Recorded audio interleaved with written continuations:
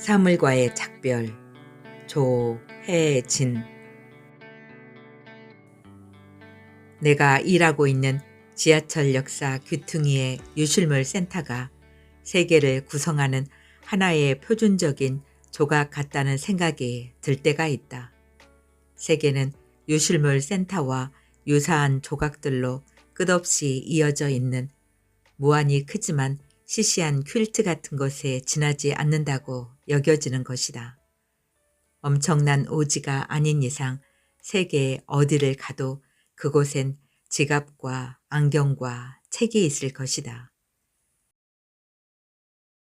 휴대전화와 디지털 카메라, 노트북 같은 전자제품도 없는 곳보다는 있는 곳이 더 많을 터다. 내가 여행을 싫어하고 가능하면 생활권 안에서만 움직이려 하는 것도 세계란 사물들의 총합에 지나지 않다는 오래된 믿음 때문인지 모르겠다. 낯선 도시의 호텔 욕실에도 알루미늄 재질의 휴지거리와 플라스틱 비누대가 있을 테니 말이다. 내가 고모에게 이런 생각을 밝혔을 때 고모는 심드렁한 목소리로 대꾸했다. 게으른 성격이란 걸 참 복잡하게도 설명하는구나. 고모가 요양원 생활을 시작하고 2달 정도가 지났을 무렵이었다. 그날 고모와 나는 요양원 휴게실에 나란히 앉아 저녁까지 긴 이야기를 나눴다. 대부분 서군에 관한 것이었는데 내게는 고모가 아프고 나서야 알게 된 서군의 존재보다 예전과 똑같이 말하고 웃고 반응하는 고모의 모습이 더 인상적이었다. 아무리 봐도 고모는 환자 같지 않았다. 하나같이 어눌한 말투에 혼자서는 제대로 걷지도 못하던 요양원의 노인 환자들과는 전혀 다른 종류의 사람 같기만 했다. 가벼운 두통일 거라 생각하고 병원을 찾아갔다가 알츠하이머 초기 진단을 받은 고모는 바로 그 다음 날부터 주변을 정리하기 시작했다. 30년 넘게 교사로 근속한 학교에 사직서를 냈고 아파트를 정리했으며 예금과 각종 연금으로 죽을 때까지 요양원 비용이 해결되도록 조치를 취해 놓았다. 가구와 가전제품, 옷과 책은 대부분 기증하거나 처분했고 애지중지 키우던 고양이 2마리는 동네 동물병원에 맡겼다. 부족함 없이 먹이되 2놈 중 한 놈이라도 병이 들거나 먼저 가게 되면 안락사를 시켜달라며 거금을 내놓자 동물병원 측은 흔쾌히 고모의 제안을 받아들였다고 한다.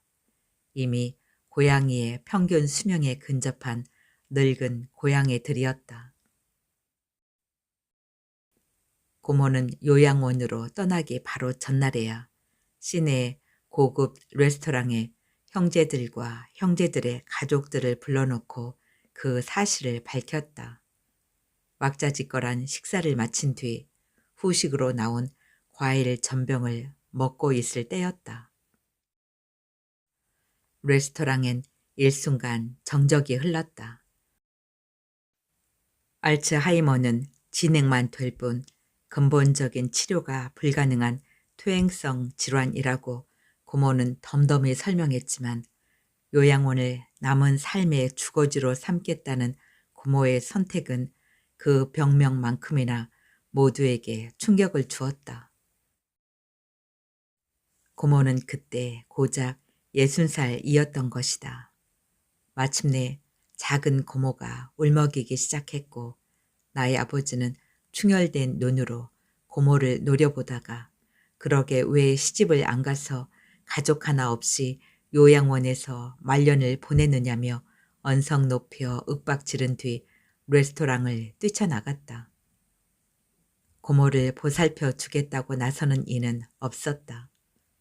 작은 고모의 흐느낌만 깃든 어색한 침묵 속에서 고모는 입을 꾹 다문 채 두 손으로 보듬고 있던 찻잔만 하염없이 내려다봤다. 찻잔에 투영된 조명이 고모의 얼굴을 투명하게 음각하고 있었다. 그날 저녁 레스토랑엔 손님이 들지 않았다. 나중에야 나는 고모가 그 레스토랑을 통째로 빌렸다는 걸 알게 됐다. 고모는 그 저녁 식사를 기어이 유효하고 의식이 선명한 시절의 마지막 만찬이라 생각하고 생에서 가장 큰 사치를 부렸던 것이다. 그게 벌써 5년 전의 일이다. 5년 동안 고모는 급속도로 늙고 병들었다. 고모의 몸을 장악한 병은 인색한 신전에서 보내온 신탁 같기만 해서 관용 따위는 베풀지 않았다. 저기 간호사의 부축을 받으며 휴게실로 들어오는 고모는 이제 내가 이곳 요양원에서 처음 마주쳤던 그 수많은 노인들과 구분되지 않는 모습이었다. 온몸은 깡마르면서 미묘하게 안으로 말렸고 움직임은 둔해졌으며 표정은 없었다. 의자에서 일어나 간호사가 건네는 접이식 휠체어와 하루분의 약과 기저귀 등이 담긴 청가방을 받고 있는데 어느새 곁으로 다가온 고모가 내 어깨를 쓸어주며 반갑다는 표현을 해왔다. 단박에 나를 알아보지 못하고 한동안 초점 없는 시선으로 주위를 두리번거렸던 지난번과는 달랐다. 그러고 보니 고모는 연하게 화장을 한 상태였다. 그제야 나는 고모가 6개월 전 나와의 약속을 기억하고 있었다는 걸 깨달았다.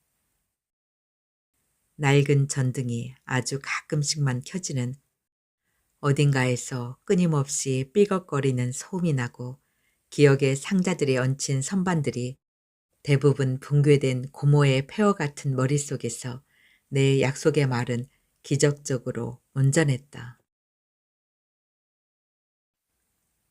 6개월 전 고모에게 나는 다음번엔 외출 허가를 받아 청계천을 둘러본 뒤 서군을 만나러 가자고 말했었다. 유난히 우울해 보이는 얼굴이 마음에 걸려 얼결에 나온 말이었는데 고모는 순간적으로 환하게 웃으며 나를 향해 크게 고개를 끄덕였다. 고모가 오랜만에 웃었으므로 나는 내가 내뱉은 말을 고아처럼 버려둘 수가 없었다. 청계천은 고모가 중학교 시절부터 대학을 졸업할 때까지 가족과 함께 산 곳이다. 그 무렵의 청계천은 더러운 하청과 판잣집, 헌 책방과 고물상, 수많은 영세 공장들과 간판도 따로 없는 남루한 상점들로 채워져 있었다.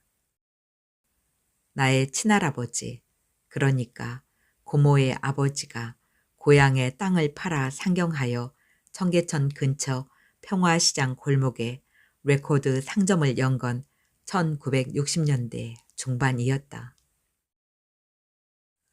정식 레코드는 진열대에만 있을 뿐 상점 안에는 미군 부대에서 밀 반출된 레코드를 불법으로 복제한 일명 백판들이 쌓여 있었지만 그래도 외관만큼은 보기 드물게 번듯했다고 들었다.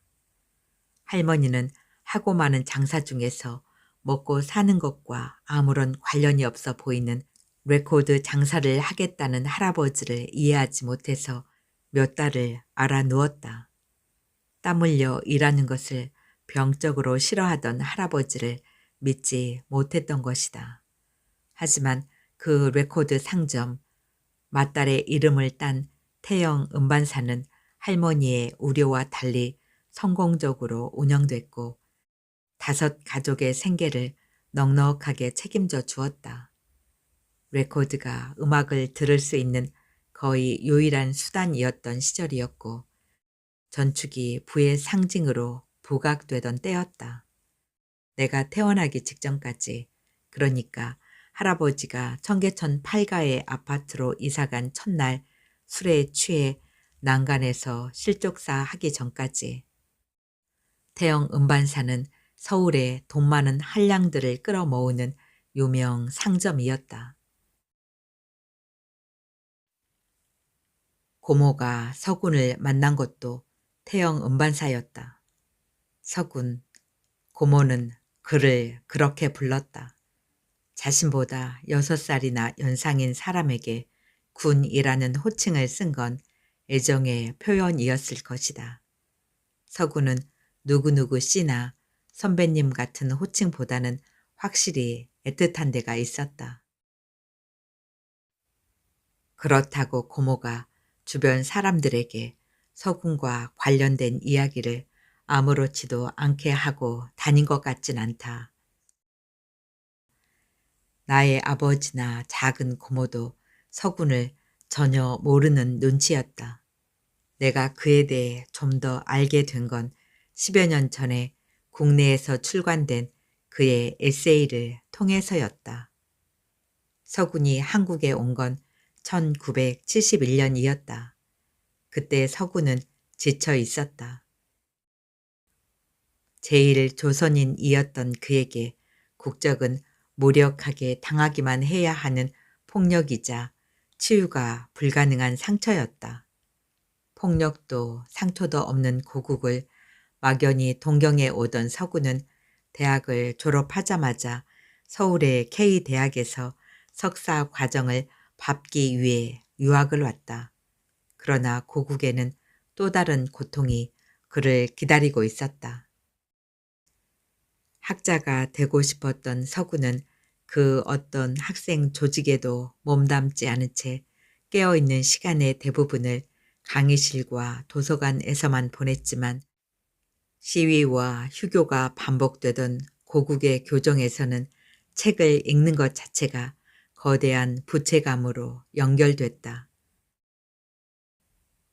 자고 일어나면 알고 지내던 학생 중 누군가가 잡혀갔다는 소식이 들려왔고 교수들은 반 이상 비어있는 강의실을 침울한 얼굴로 둘러보곤 했다. 늦은 봄이었다.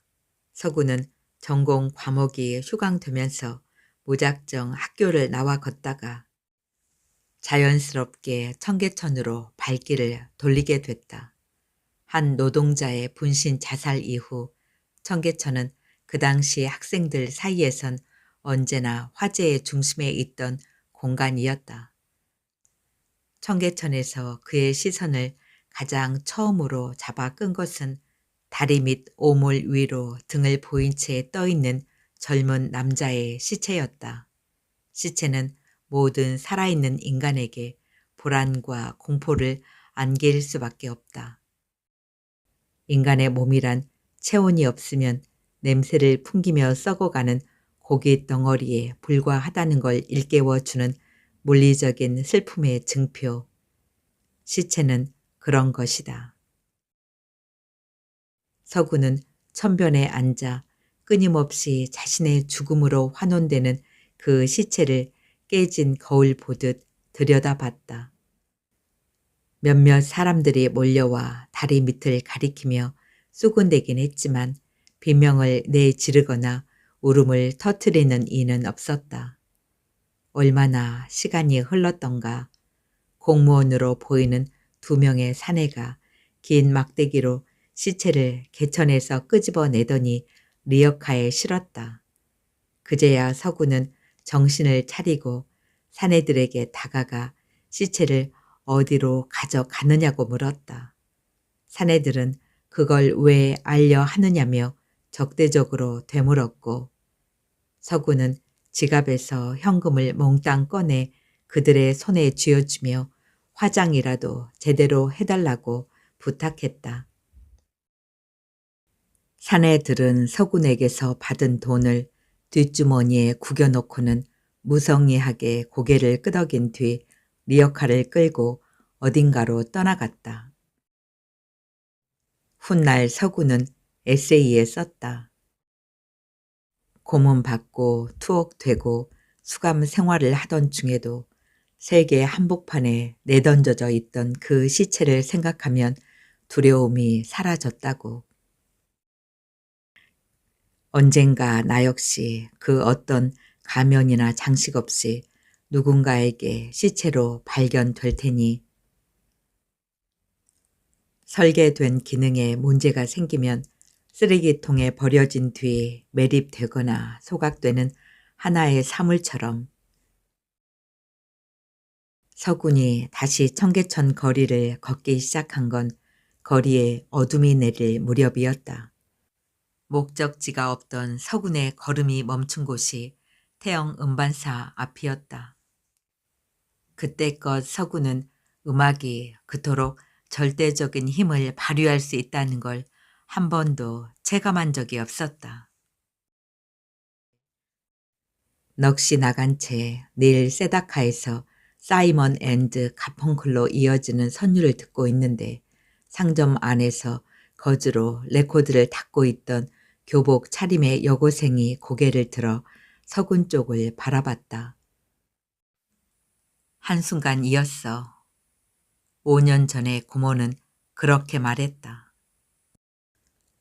첫사랑이라는 화제는 장난처럼 시작됐지만 그날 고모는 내내 진지했고 조금은 절박해 보이기까지 했다.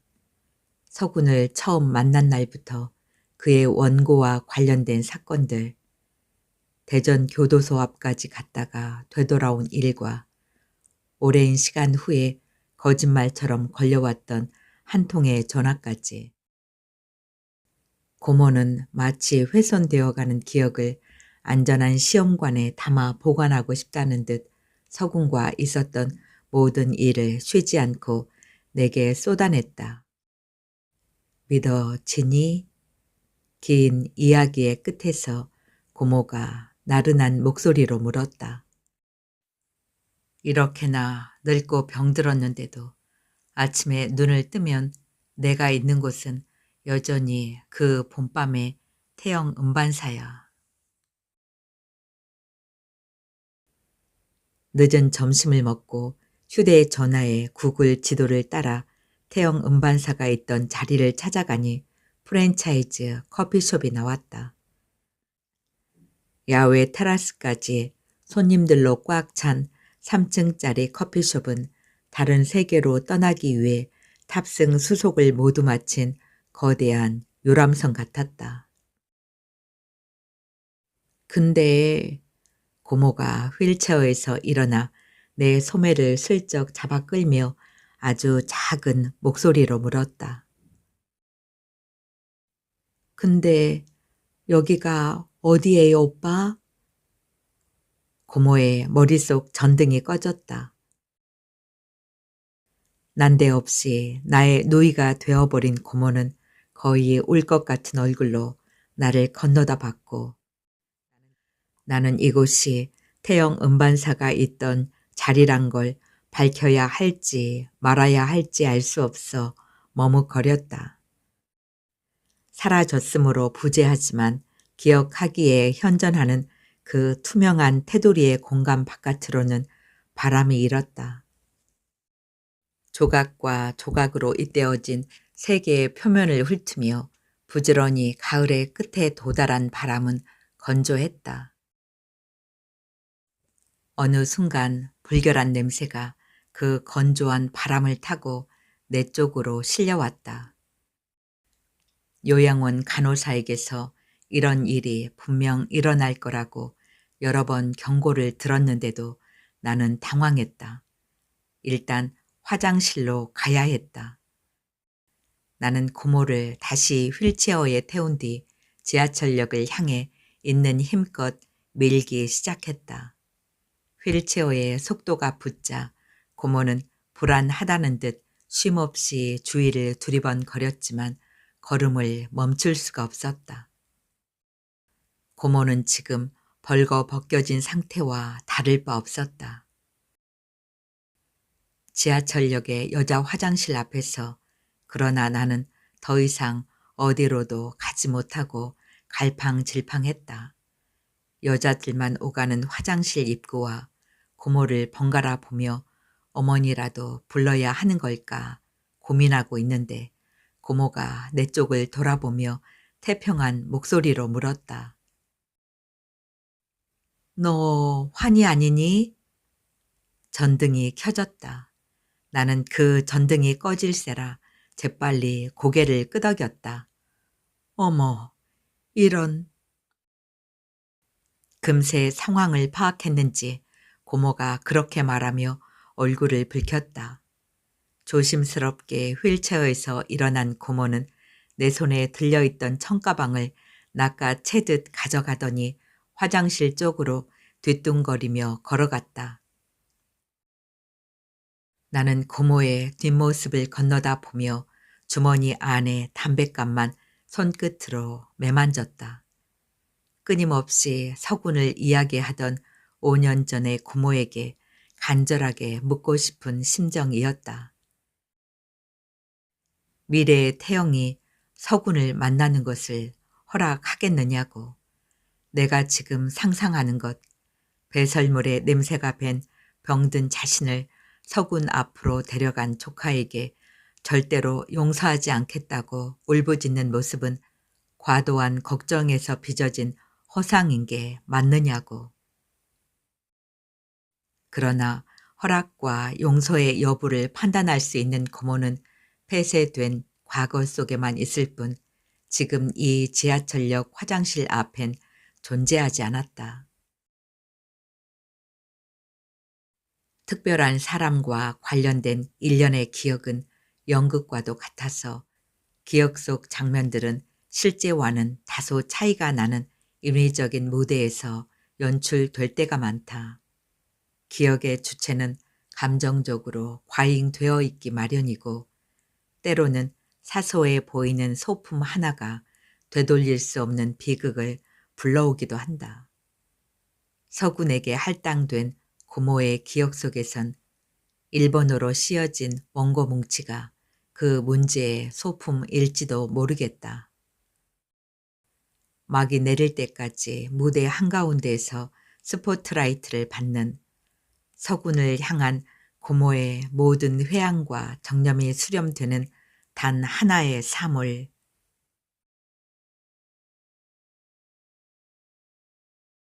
그 늦은 봄날 이후 서구는 종종 청계천을 찾았고 산책을 끝나고 나면 태영 음반사에 들러 음악을 들으며 레코드를 구경했다. 서군이 태영 음반사에 갈 때마다 고모가 있었던 건 아닐 것이다. 그러나 그들은 제법 자주 마주쳤고 대화를 나누게 되었으며 조금이나마 서로에 대해 알아갈 수 있었다. 밖에서 따로 만나 청계천을 걷다가 황학동 노천 식당에 마주 앉아 국수를 먹은 일요일 오후도 있었다. 단 한 번의 데이트였다. 서군의 에세이에는 그 시절 자신의 발길을 청계천으로 이끈 건 풍경이었다고 적혀 있었다. 빨랫줄에 걸린 한 가족의 남루한 옷들, 수치감 따위 모른다는 듯 가판대에 아무렇게나 펼쳐진 포르노 잡지, 약장수의 빤한 거짓말을 주의 깊게 듣고 있는 행인들과 성인 남자의 머리통보다 몇 배나 큰 짐 꾸러기를 불가해한 힘으로 이고 가는 여인들, 여공들의 핏기 없는 새파란 입술과 품 안에 법정과 휘발유를 숨기고 있을 것만 같은 젊은 노동자의 잿빛 눈동자. 커다란 주크박스인 듯 끊임없이 미국 팝송이 흘러나오던 태영 음반사는 젊은 남자의 시체를 발견한 날을 기록한 페이지 외에는 더 이상 등장하지 않았다. 그럴만했다. 서군이 증언하고 싶었던 풍경은 가난과 피로의 청계천이었을 테니까. 고국을 떠난 뒤 한국 정부를 비판하는 기고문을 일본의 언론 매체에 지속적으로 발표한 건 훗날의 투옥과 상관없이 청계천을 산책하며 이미 결심했던 일이라고 그는 썼으므로. 화장실을 나온 고모는 다시 휠체어에 올라탄 뒤에도 주눅든 얼굴로 흘끗흘끗 내 쪽을 돌아봤다. 부끄러워하는 것도 같았고 자신에게서 아직도 냄새가 나는지 알고 싶어하는 것도 같았다. 나는 고모가 좋아하는 유실물 센터 이야기를 꺼냈다. 유실물 센터에서 일한다는 건 시간을 견딘다는 의미라고. 사람들이 규칙적으로 소지품을 잃어버리는 건 아니니 어느 날은 한 건의 접수도 받지 않고 지나가기도 한다고. 그래서 종종 선반에 놓인 유실물을 가져와 꼼꼼히 살펴보곤 한다고. 재미있다고. 나는 고모 뒤편에서 휠체어를 밀며 짐짓 경쾌한 목소리로 떠들어댔다. 실제로 유실물에는 저마다 흔적이 있고 그 흔적은 어떤 이야기로 들어가는 통로처럼 나를 유혹할 때가 많다. 다이어리나 카메라는 비교적 세밀하게 그 이야기가 기록된 경우이고 녹슨 반지, 굽이 다른 구두 한 짝, 세탁소 라벨이 붙어있는 비닐 안에 와이셔츠 같은 것은 어느 정도 상상력을 동원해야 완성되는 이야기를 갖고 있다. 엄밀히 말하면 그 이야기는 유실물을 사용한 누군가의 손때로 만들어진 것에 지나지 않지만 그 누군가를 잃어버린 유실물은 선반에 고정된 자리에서 과거의 왕국을 홀로 지켜가는 것이다. 간혹 유실물에서 빛이 날 때가 있다. 1년 6개월이라는 보관 기간을 채우고도 찾아오는 이가 없어 처리되기 직전 호련히 나타났다가 한순간에 사라지는 빛이었다. 그때마다 나는 한 개인에게 귀속되지 못하고 망각 속으로 침몰해야 하는 유실물이 세상에 보내오는 마지막 조난 신호를 본 것 같은 상념에 빠져들곤 했다.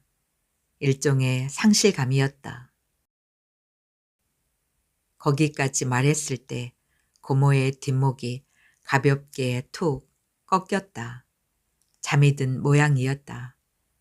차를 주차해 놓은 교보 빌딩 지하에 도착하여 잠든 고모를 안아 조수석에 앉히는데 등허리로 땀이 흘러내렸다.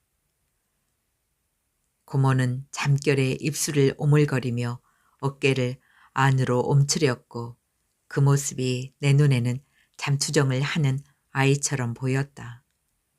고모의 변해가는 모습이 내게 고통이었던가 스스로에게 물어보았다.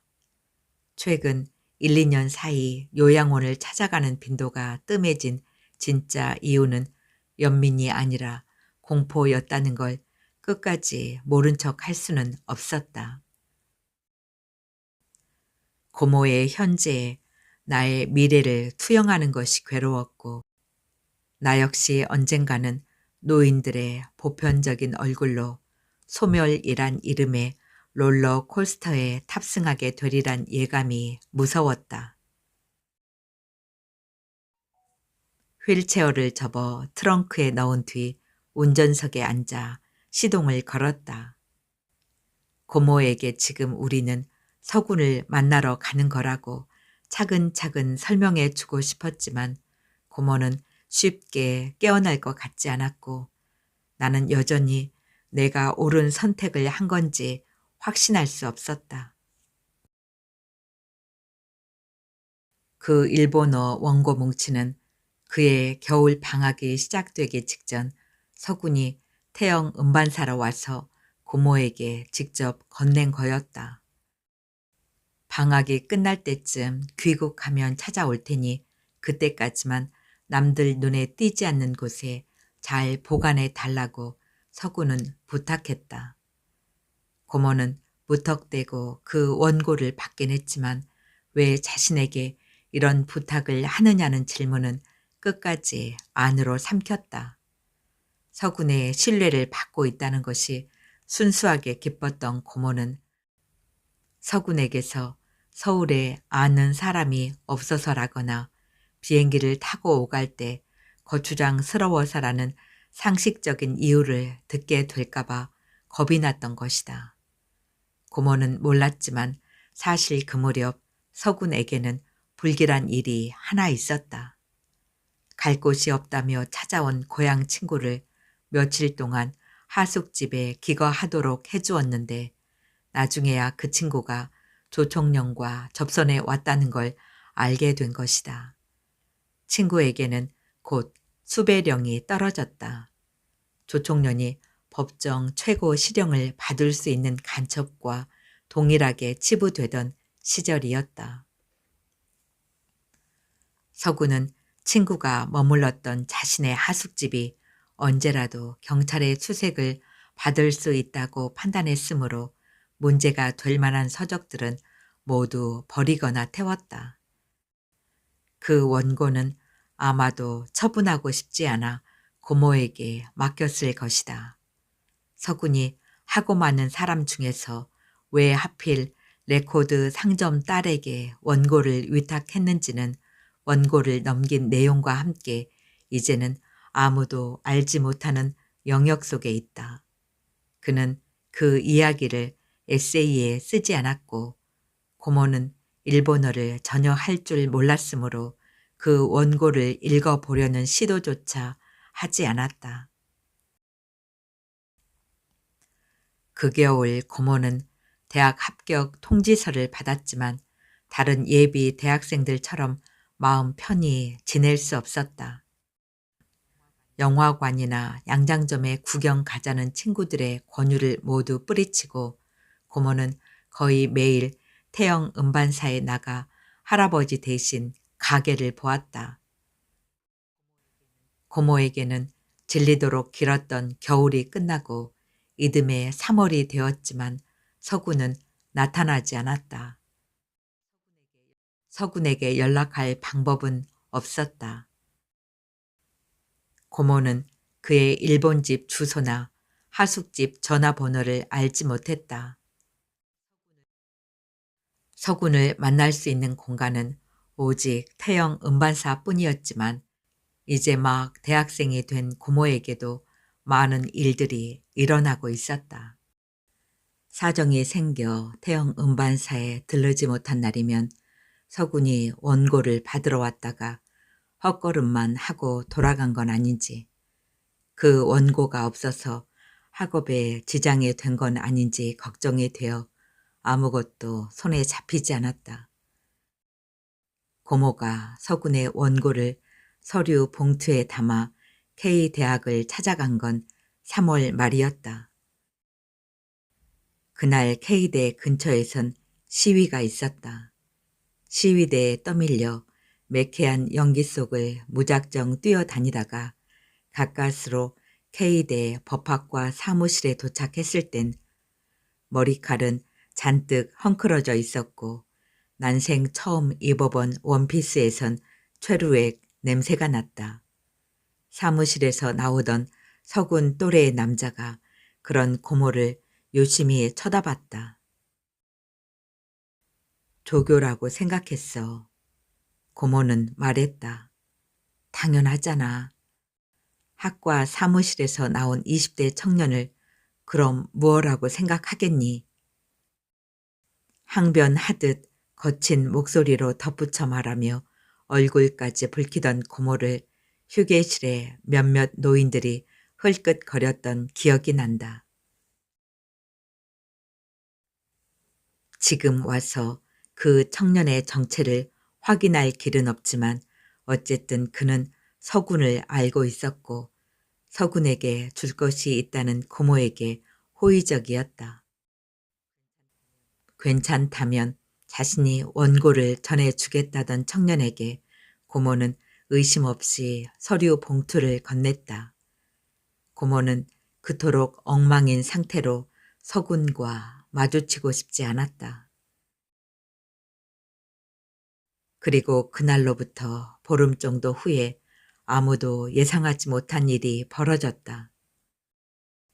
모든 언론을 통해 대대적으로 보도된 일본 유학생들의 간첩 조직에서 서군의 이름이 포함되어 있었던 것이다.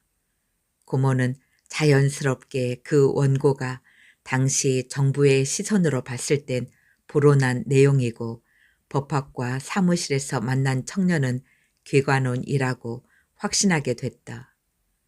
충격과 공포의 나날이 이어졌을 것이다. 서군이 맡긴 원고를 기관원에게 넘긴 행위는 한껏 멋을 내고 K대학을 찾아간 천진한 용기와 합쳐지면서 용서할 수 없는 죄의 덩어리가 되었다. 고모는 학교 수업에도 거의 나가지 않고 집안에만 틀어박힌 채 자신의 삶에서 20살의 봄과 여름을 아프게 도려내었다. 그런데 고모가 미처 알지 못한 것, 아니 알려 하지 않은 것이 하나 있다. 서군의 에세이에는 그가 이미 2월 말에 하숙집 근처에서 사복 차림의 사내들에게 납치되었다고 나와 있다. 그때 서군이 끌려간 곳은 높은 담으로 둘러싸인 목조식 2층 가옥이었고 그곳에서 서군은 간첩이 되었다. 고모의 추측대로 그 원고가 불온한 내용이고 기관원에게 흘러들어가 또 다른 증거물이 되었을 수도 있지만 그 모든 건 가능성의 차원일 뿐 진실은 아니었다. 게다가 그들의 시나리오는 서군의 원고와 상관없이 이미 오래전부터 완벽하게 짜여 있었을 것이다. 어쩌면 고모는 자신의 잘못을 믿고 싶어서 믿어버린 건지도 몰랐다. 악역으로라도 그의 삶에 개입하고 싶었을 고모의 마음을, 그러나 나는 자학적인 욕심이었다고 함부로 단정하고 싶지는 않다. 고모는 충분히 외로웠다. 고모에게도 몇 명의 애인들이 있었고 그중엔 결혼 이야기가 오간 사람도 있었다지만 그 누구를 만나던 시절에도 고모의 하루는 태영 음반사의 유리문 사이로 서군과 눈이 마주쳤던 1971년의 늦은 봄밤에서 시작됐다. 사랑이 아닌 것은 때때로 사랑의 영역 바깥에서 하나의 영토를 일구기도 한다. 서군이라는 이름의 영토 한가운데엔 상상의 법정이 있었고 고모는 수사관과 피고인, 증인의 역할을 모두 떠맡으며 한평생을 살았다. 고문하고 고문받으며 죄를 묻는 동시에 자백하면서 어제의 증언을 오늘 다시 부정하길 반복하며 인간의 삶이 뿌리 내리기엔 지나치게 척박한 영토였지만 그곳을 떠나지 않은 건 고모의 선택이었다. 고모와 서군을 한 번만, 딱 한 번만 다시 만나게 해주기로 결심한 건 내게는 고모의 삶 전체가 마지막 조난 신호 같았기 때문인지도 모르겠다. 침몰은 이미 시작되었고 무대는 곧 막을 내릴 터였다. 강북에 위치한 대학병원 지하 주차장으로 내려가면서 과속 방지턱을 감속 없이 지나간 탓에 차가 한 번 출렁였다. 깜짝 놀라며 잠에서 깬 고모가 주섬주섬 상체를 바로 하더니 재킷 소매로 차창을 닦았다. 차를 주차한 뒤 실내등을 켜고 고모를 바라봤다. 시간과 공간의 좌표를 잃은 눈동자는 공허해 보였지만 나는 고모가 무언가를 예감한 듯 긴장하고 있다고 느꼈다. 준비되었느냐고 묻는 대신 한 칸씩 잘못 꿰인 고모의 재킷 단추를 모두 풀어 새로 채워주었다. 단추를 하나하나 채우는 동안 고모의 가는 어깨가 여러 번 떨렸다. 서군에 대해 조사하는 건 사실 그리 어렵지 않았다. 그는 제법 많은 글을 남겼고 그를 취재한 국내 신문 기사도 여러 건 검색됐다. 20대 중후반에 서울 구치소와 대전 교도소를 돌며 2년 6개월의 형기를 마친 서구는 일본으로 돌아가서도 공부를 계속한 끝에 교토 지역의 사립대학 교수가 됐다. 그동안에 결혼을 했고 딸을 낳았으며 아내와는 사별했다. 그의 에세이 서문에는 죽은 아내를 향한 헌사의 문장이 적혀 있었다. 사랑과 존경이라는 단어가 들어간 그 문장을 읽을 때 내 마음은 설명할 길 없이 쓸쓸해졌다. 그가 다시 한국으로 온 건 재작년이었다. 서울에서 살고 있던 그의 외동딸과 한국인 사위가 병든 그를 데려왔을 것이다. 그는 근육이 서서히 마비되는 병을 앓고 있었다. 2달 전부터 나는 격주에 한 번씩 이곳 대학병원을 찾아와 그의 병실 근처를 서성였다. 내가 실질적으로 접근할 수 있는 사람은 50대로 보이던 조선족 간병인 뿐이었는데 그녀가 소변통을 들고 화장실로 걸어갈 때 슬쩍 다가가 다른 환자의 보호자인 양 말을 건네면 자연스럽게 대화가 이루어졌다.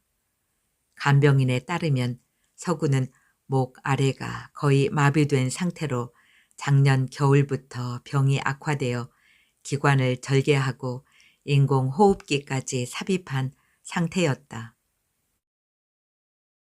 딸의 집에서 요양하다가 병원에 장기 입원하게 된 것도 그 무렵부터라고 했다.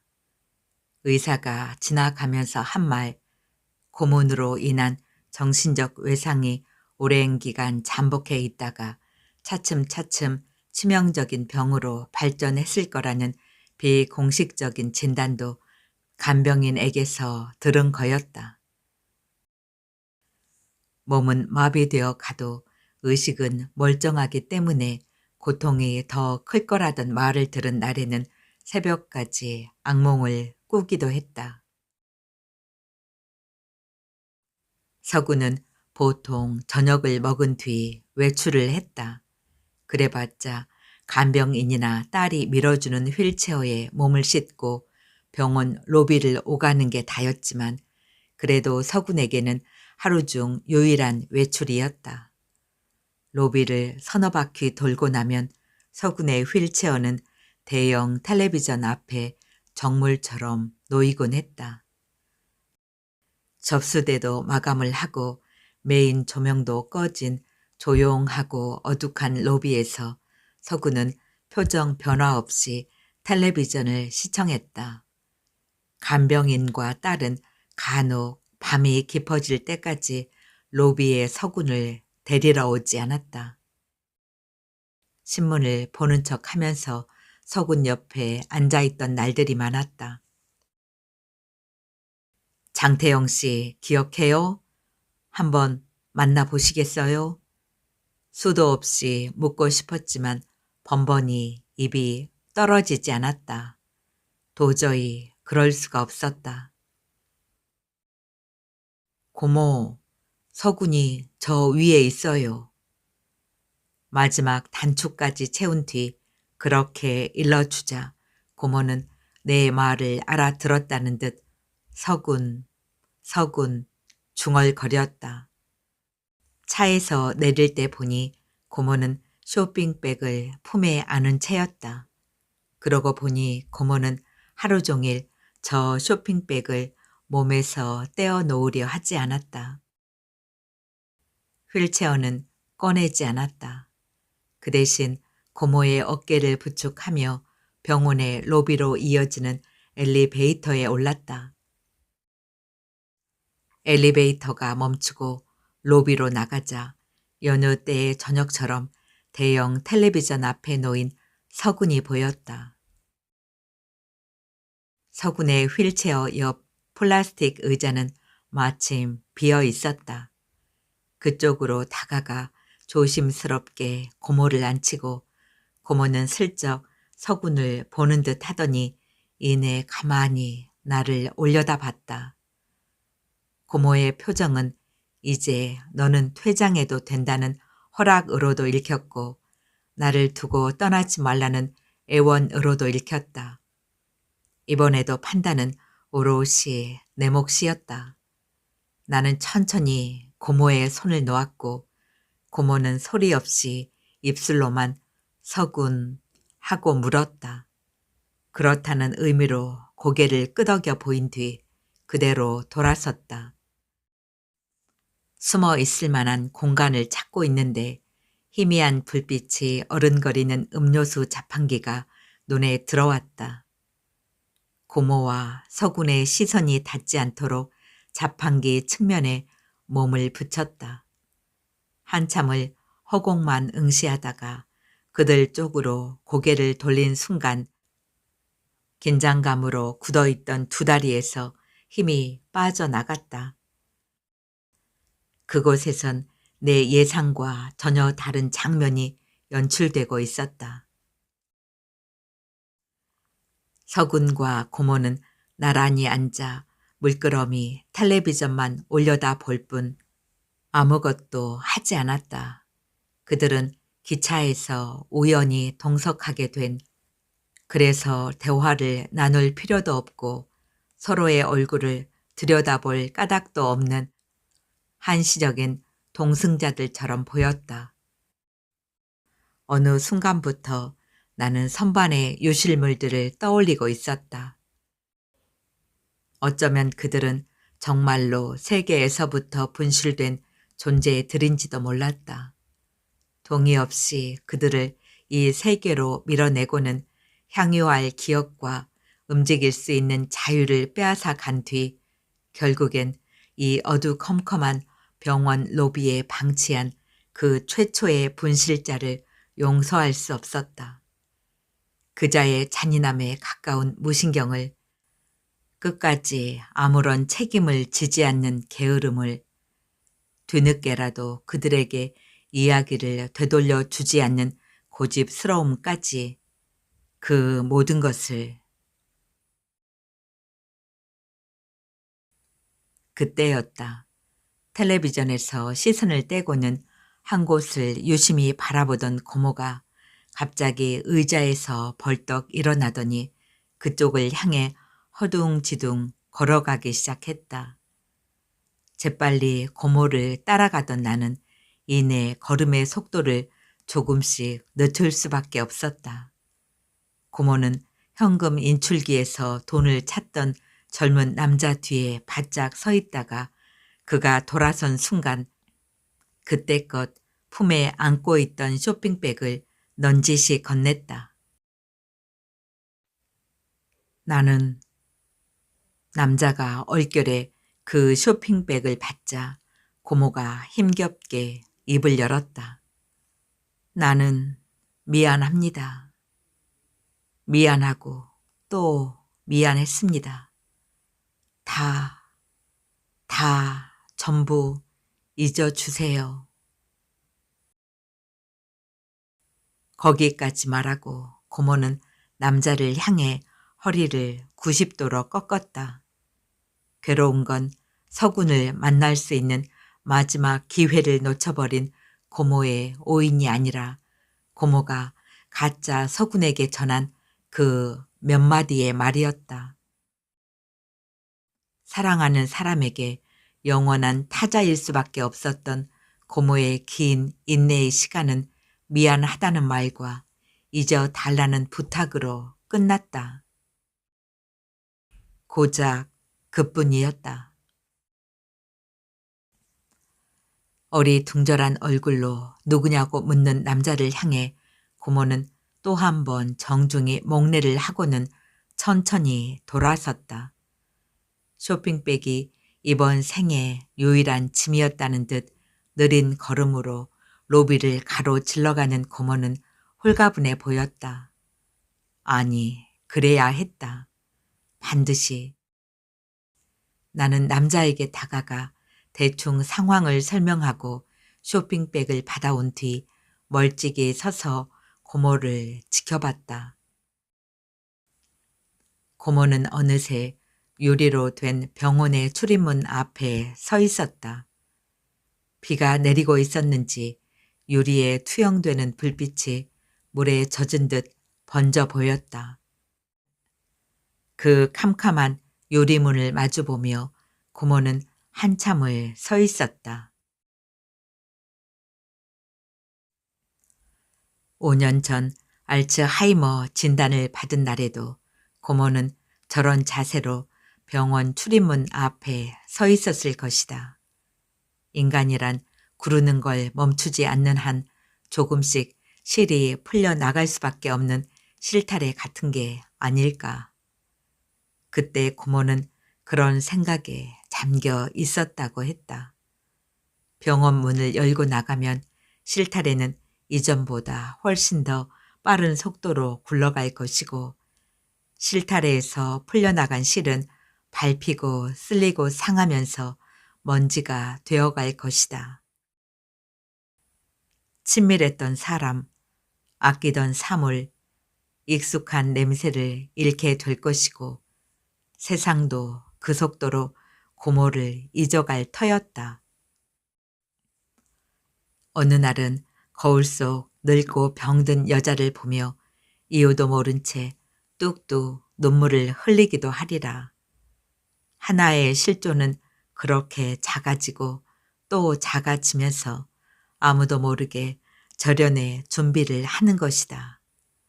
그 누구의 배웅도 없이 따뜻한 작별의 입맞춤과 헌사의 문장도 없이 오후가 저녁이 되고 저녁이 밤이 될 때까지 실제로 고모는 그 문을 열지 못했다. 고모를 요양원에 도로 데려다 주고 유실물 센터로 온 나는 불도 켜지 않고 내 책상에 앉아 고모의 쇼핑백 안에 들어있던 것을 하나하나 꺼내 보았다. 남성용 양말과 비누 세트, 수건과 담요였다. 오래전 고모가 대전 교도소에 가면서 준비한 영치물도 이렇게 구성되어 있었을 것이다. 서군이 서울구치소에서 대전 교도소로 이송되고 몇 달 뒤에야 고모는 자리를 털고 일어나 서울역으로 갔다. 그 몇 달 동안 고모는 서군에게 잘못을 고해야 한다는 강박증과 그가 자신을 절대로 용서하지 않을 거라는 불안감 사이를 요령처럼 오갔을 것이다. 국가보안법을 위반한 수감자는 직계 가족 외에는 면회가 안 된다는 걸 알면서도 부딪히면 방법이 있을 거라고 막연히 기대하며 고모는 대전행 기차에 몸을 실었다. 9월의 어느 날이었지만 교도소 근처는 겨울처럼 추웠다. 놀랍게도 고모의 그 대책 없는 시도는 거의 성공할 뻔했다. 고모가 교도소 문 앞에서 면회 신청을 받아달라며 교도관에게 사정하고 있을 때 서군이 투옥된 뒤로 한국으로 건너와 지내고 있던 서군의 어머니가 마침 고모 곁을 지나가게 된 것이다. 고국이라고는 하지만 친척 하나 남지 않은 한국에서 외롭게 옥바라지를 하고 있던 서군의 어머니는 아들을 보러 대전까지 내려온 서울 아가씨가 그저 반가웠다. 하지만 그 반가움이 미안한 마음으로 바뀌는 데는 그리 긴 시간이 걸리지 않았다. 서군에게는 올해 만나온 정혼자가 있었다. 그녀는 서군과 같은 제1교포로 서군 대신 결혼 비용을 벌어놓기 위해 간호사로 재직 중인 병원에서 퇴근한 후에도 오사카 시내 응급실을 돌며 파트타임으로 일을 하던 보기 드물게 성실하고 속 깊은 사람이었다. 거기까지 말한 서군의 어머니는 아가씨를 내 막내 딸이라고 속이면 함께 접견실로 들어갈 수 있을 텐데 정말 그걸 원하느냐고 한층 조심스러워진 목소리로 물었다. 고모는 그 사려 깊은 질문에서 단단한 방어막을 느꼈다. 가족, 그 방어막의 이름이었다. 그날 고모는 영치무를 다시 품에 안고 서울행 기차에 올랐다. 피곤하고 배도 고팠지만 고모는 허리를 꼿꼿이 편 정자세로 정면만을 응시했다. 아무도 의도하지 않은 슬픔이라면 그 감정은 오류투성이인 거라고 고모는 생각했다. 자세가 흐트러지면 그 기만적인 슬픔에 잠식되고 말 터였다. 고모는 자신과의 감정 게임에서 지고 싶지 않았다. 그러나 그 소모적인 게임이 기차에서 내린 뒤에도 끈질기게 이어질 거라고는 고모 역시 예감하지 못했을 것이다. 고모가 사랑한 것은 서군이 아니라 서군의 이미지였으므로 실체가 없는 이미지는 때려 눕힌 뒤 링 밖으로 내던져질 수가 없는 거니까. 서군의 한 시절을 망쳤다는 근거 없는 죄책감은 서군 대신 링으로 내려가려는 고모의 뒷덜미를 잡아채고는 끈질기게 상상의 법정으로 끌고 갔다. 서군을 향한 고모의 영토는 그렇게 유지됐다. 국경도 여권도 없는 땅, 이민과 망명이 봉쇄된 독재의 나라, 아름답지도 않고 따뜻한 적도 없던 불모의 유형지. 나는 휴대전화 조명에 의지하여 쇼핑백을 빈 상자에 담아 밀봉한 뒤 작성한 유실물 접수 서류와 함께 빈 선반에 두었다. 41327. 새 유실물의 1년 번호였다. 그것은 시간 단위로 환산될 수 없는 상자 속 사물들에 선고된 기다림의 형량이기도 했다. 전화벨이 울린 건 가방을 챙겨 유실물 센터를 막 나가려던 참이었다. 나는 수화기를 들 생각도 하지 못한 채 어둠 속에서 두 눈만 끔뻑였다. 오랫동안 잊고 있었던, 그래서 정지된 화면 같던 어린 시절에 어느 하루가 갑자기 눈앞에 펼쳐지면서 생생하게 움직이기 시작했다. 이제 막 수리된 영사기가 등 뒤편 어딘가에 숨겨져 있기라도 한 것처럼 그날의 모든 일들은 손에 잡힐 듯 선명하기만 했다. 겨울 방학이었을 것이다. 어머니를 따라 고모의 아파트에 놀러간 날, 나는 안방 침대에 누워 책을 읽다가 전화 한 통을 받았다. 한국말의 서툰지 한음절 한음절 힘주어 말하는 남자 목소리에 의아해했던 기억이 난다. 장태영 씨의 아들이냐는 물음에 아니라고 대답하려는데 마침 안방문이 열리면서 고모가 들어왔다. 나는 고모에게 수화기를 건넨 뒤 다시 책을 집어들었다. 책장을 넘기다가 이상한 느낌에 고모 쪽으로 고개를 돌린 순간 두 손으로 수화기를 보듬은 채 연거푸 고개만 끄덕이는 고모가 보였다. 그때 서군이 뭐라고 했는데요? 5년 전 요양원 휴게소에서 내가 그렇게 묻자 고모는 쑥스러운 듯 작게 웃으며 말했다. 학위를 받고 딸을 낳고 교수 임용을 준비하면서 바쁘게 살고 있었는데 그러다가 문득 어머니가 한 말이 생각났대. 그분이 생전에 내 얘기를 한 적이 있었나 보지. 대사관에 의뢰까지 해서 고모 전화번호를 알아낸 사람이 고작 그런 말만 했다고요? 알고 있었대. 네? 그 사람은 언젠가 한 번은 내게 연락하리란 걸 늘 알고 있었대. 그런 날이 오면 자식과 남편 자랑을 하고 직장 상사를 흉보고 휴가 계획에 대해 떠드는 그런 일상적인 이야기를 듣고 싶었다고 하더라. 그래서 뭐라고 대답하셨어요? 아무 말도 하지 못했어. 그냥 듣기만 했어. 서군이 작별 인사를 하는데도 입을 꾹 다물고 있었지. 그리고 전화는 끊겼고 그렇게 끝났어. 고모의 말은 사실이었다.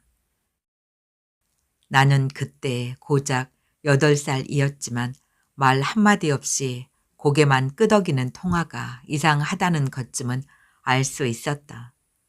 수화기에선 곧 남자의 목소리가 사라지고 신호음만 울리는 게 내게도 들렸지만 고모는 좀처럼 수화기를 내려놓지 않았다. 내 기억은 거기에서 끝났다. 그러나 영사기는 계속 돌아가며 그때 내가 미처 보지 못했던 고모의 얼굴을 비췄다. 이제야 확인하게 된 그 얼굴을 하염없이 바라보고 있는데 지금쯤 잠이 들었을 고모의 꿈속으로 밀려온 듯 몽롱한 기운이 순식간에 유실물 센터를 에워쌌다. 어딘가에서 삐걱거리는 소음이 났고 선반들은 물렁하게 휘어지면서 하나둘 무너지기 시작했다. 고모는 어쩐지 쇼핑백을 내버려 둔 채 대전을 출발하여 45년 만에 서울역에 도착한 기차에서 하차하는 꿈을 꾸고 있을 것만 같았다. 고모가 유기한 쇼핑백이 이곳에 있는 한 유실물 센터는 세계의 그 어떤 곳으로도 대체될 수 없는 고유한 공간으로 남게 되리란 걸 나는 알 수 있었다. 동시에 이 세계를 구성하는 데 없어도 무방한 덧없는 조각일 뿐이란 것도 내가 분명하게 그것을 알고 있다는 사실이 나는 슬펐다.